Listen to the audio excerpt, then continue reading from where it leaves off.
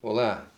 A nossa reflexão de hoje será no texto de Atos, capítulo 3, do verso 24 a 26, que diz o seguinte: De fato, todos os profetas de Samuel em diante, um por um, falaram e predisseram estes dias. E vocês são herdeiros dos profetas e da aliança que Deus fez com os seus antepassados. Ele disse a Abraão: Por meio da sua descendência, todos os povos da terra serão abençoados. Tendo Deus ressuscitado o seu servo, enviou-o primeiramente a vocês para abençoá-los, convertendo cada um de vocês das suas maldades. Em casa de ferreiro, o espeto é de pau. Esse dito popular revela uma incoerência, porque o que se espera da casa do ferreiro é que lá o espeto seja de ferro e não de pau. O texto no qual estamos refletindo, ele expõe uma incoerência. Que incoerência é essa?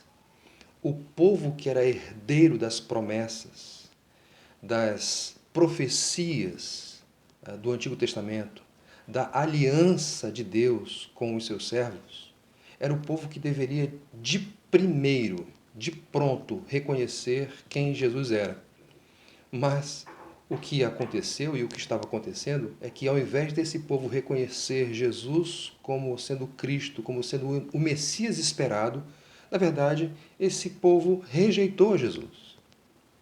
E aí, os apóstolos, na sequência dessa mensagem que começou a ser pregada lá no versículo 11 desse capítulo, eles afirmam isso: olha só, vocês são herdeiros dos profetas e da aliança que Deus fez com os seus antepassados.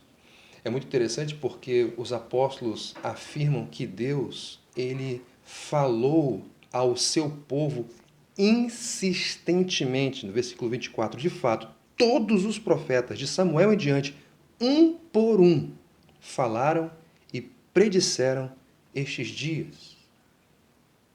Ou seja, Deus falou insistentemente ao longo de toda a história de Israel. Não houve silêncio da parte de Deus com respeito aos dias que eles estavam vivendo. Muito pelo contrário, houve sim predição, houve sim profecia apontando para os fatos que haviam ocorrido. E aí os apóstolos fazem menção à aliança, ao detalhe objetivo e conciso da aliança que Deus fez com Abraão. Por meio da sua descendência, todos os povos da terra serão abençoados. Só que, primeiramente, um povo específico foi abençoado: o povo judeu, de onde as alianças, onde as alianças foram firmadas, foram feitas. O povo com o qual Deus se relacionou, povo que foi herdeiro de Deus, das profecias e das alianças. Deus se manifestou primeiro a eles e diz assim no versículo 26, tendo Deus ressuscitado o seu servo, enviou primeiramente a vocês com o objetivo de abençoá-los. E como essa bênção se constitui? De que consiste essa bênção?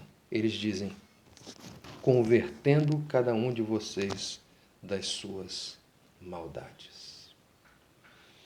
A bênção do Senhor, a maior bênção que Deus pode dar ao seu povo é conversão, perdão dos seus pecados. Aprendemos nesse texto aqui que Deus é insistente em se revelar.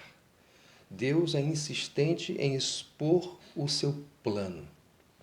E também aprendemos que Deus, ele está disposto a nos abençoar com conversão de pecados.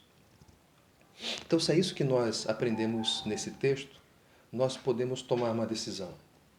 A decisão de, se Deus, de fato, é insistente em se comunicar, em se revelar, em falar conosco, então podemos e devemos tomar uma decisão, a decisão de ouvi-lo com atenção, a decisão de observarmos as suas palavras, a decisão de levarmos estas palavras com muita seriedade e aplicá-las à nossa vida. Além disso, Deus, como aprendemos aqui, ele se revelou primeiramente para um povo. E esse povo que foi abençoado com a bênção da conversão, propagou esse evangelho para todos os povos, cumprindo aquilo que a aliança com Abraão tinha afirmado.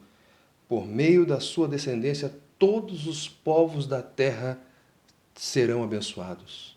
Sabe o que isso significa?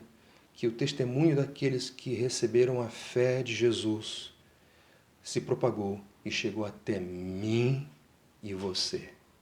De forma que essa passagem deve ser um incentivo para que nós tomemos uma outra decisão, não só de ouvir, considerar com seriedade, responder positivamente à palavra insistente de Deus, mas também a decisão de dar sequência a essa propagação, a essa proclamação do Evangelho. A bênção de Abraão chegou até nós, mas ela não deve ser represada por nós, não deve ser parada, impedida em nós, mas ela deve encontrar em nós a sua continuidade. Então decida por fazer assim, para a glória de Jesus, de forma que nós vivamos uma vida coerente com a fé que professamos. Não de acordo com aquele dito popular, em casa de ferreiro, espeto é de pau, mas que na nossa casa o espeto seja de ferro, que na nossa vida haja coerência entre a palavra que ouvimos e aquilo que praticamos no nosso dia a dia. Que Deus abençoe.